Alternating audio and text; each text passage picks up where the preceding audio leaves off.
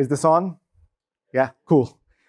Thanks, Mike. A huge thank you to Ray Luca, the OPEC team, the CCC to make this possible.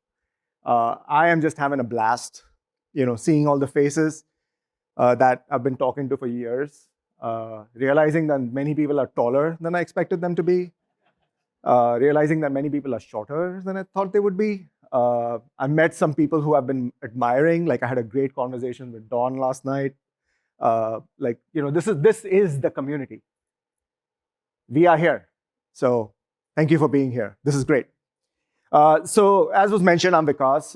I'm the head of product for Azure Confidential Computing. And we absolutely are committed to this vision of confidential computing that we are all trying to make happen. And what I'll cover today is sort of one of the topics that we all keep talking about, right? What is zero trust, right? So let's talk about zero trust and confidential computing. How do they actually intersect? And I'll give you the, the spoiler.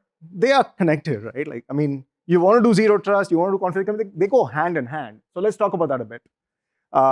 And huge props to Ray Luca for that poem that she did with GPT-4, because I also have a slide in this with GPT-4, so let's see how we do that. Let's talk about sort of what customers are looking for, right? Customers are looking to leverage their data for the most profitable business outcomes, right? They're looking to unlock the value in the data that they have. They want to reach the customers. They want to be able to run their workloads in the cloud. And there are many sort of data usage considerations that customers have to deal with, right? Some of them are around privacy and security, right? How do you make sure that your data running in the cloud or in the edge, or wherever it is, it has to be private and secure? There are multiple regulations happening, and regulations are happening really fast in this data and use space. And to say regulations and moving fast is sort of an oxymoron, but I'm seeing this happen, right? There's also increased data isolation and residency requirements that customers have, right? Given the larger geopolitical situation that we all collectively are part of.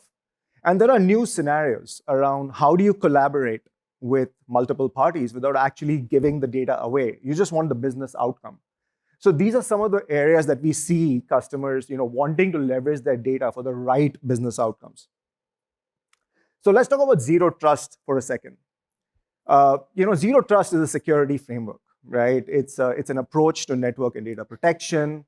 And there are sort of three principles roughly that they follow, right? It's around you assume breach, you use the least privilege, and you verify explicitly, right? So least privilege means like, in the olden days, if you were authenticated, you're fine, right? Like in this new world, the fundamental principle of zero trust is to verify and authenticate every user, device, or network operation, regardless of whether they are inside the organization or they are outside the organization. It's continuous verification, right? You explicitly verify. You don't implicitly assume that this resource, for lack of a better word, is trusted, right? Whether that's internally or externally. So combining this with confidential computing, organizations can create a more robust security framework, right? Users and devices are authenticated, they're granted access to the resource, and then after that, confidential computing technologies help ensure that the data stays protected inside that enclave that Ray Luca talked about, right? It helps, think of it as a layered approach, right? You assume breach, and then you say, whoever I'm granting access to, that's secure, right? That's an explicit trust. So how do we think about it? And Mike, who just talked, he actually put a blog on this, which I think was super great, which is around minimizing and verifying trust, right? And even Mike used this word about explicit trust that I also agree with. So what does that mean?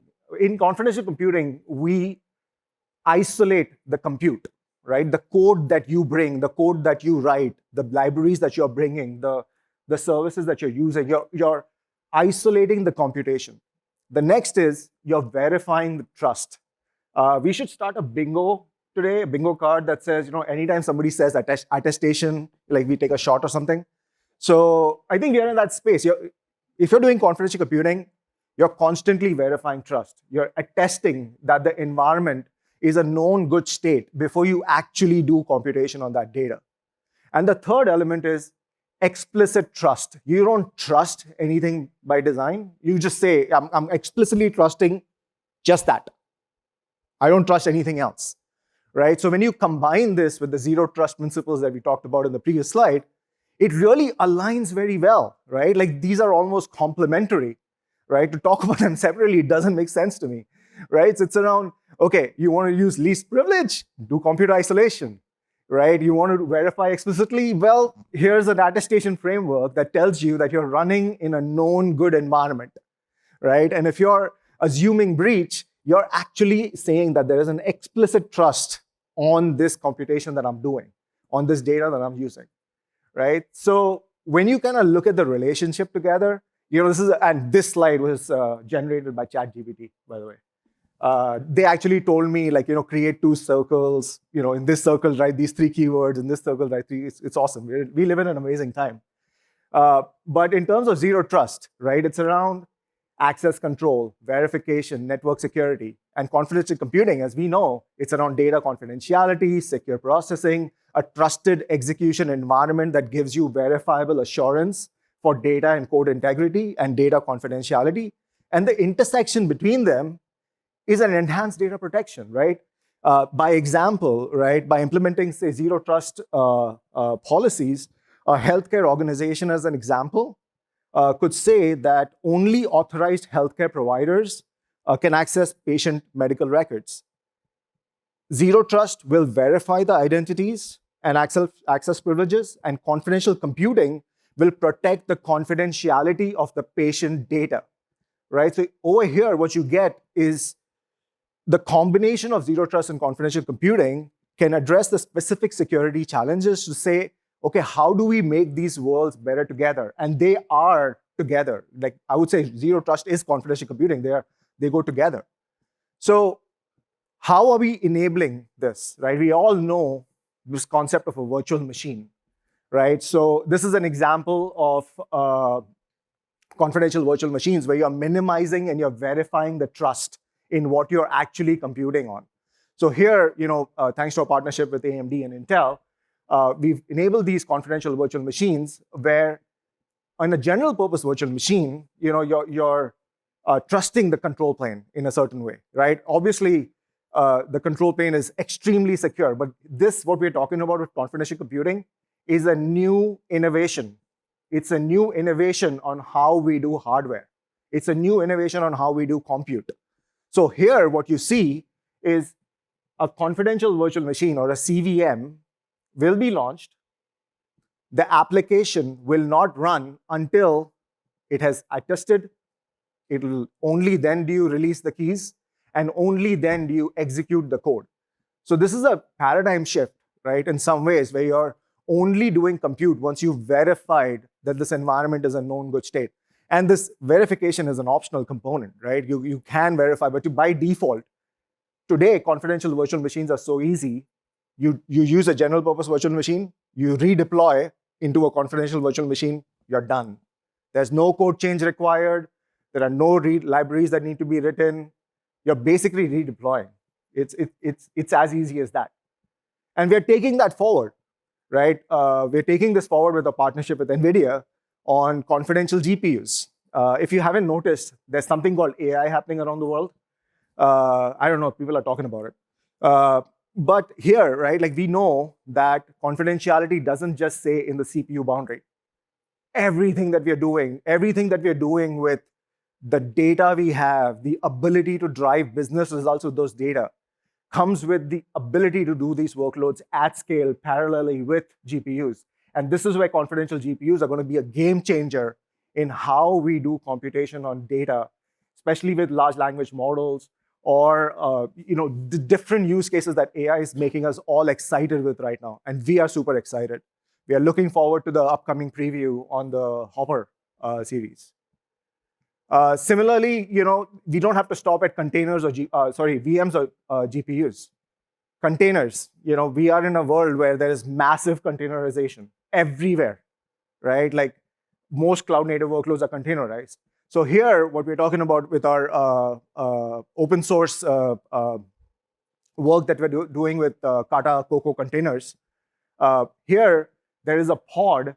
That pod is isolated from other pods running on the same system, right? So Coke and Pepsi could figuratively run on the same machine, no problem at all, right? So here we're talking about how do you isolate the pod itself, the container pod itself, from everywhere else. And this is coming soon. And you can go join the community at ak.ms/cocoaks. There's some really awesome work happening here. We're looking forward to having this out soon. And of course, SGX. It's awesome for really depth use cases, right? This is the smallest trusted computing base you can get. Of course, you can get that also with the SNP and TDX environments.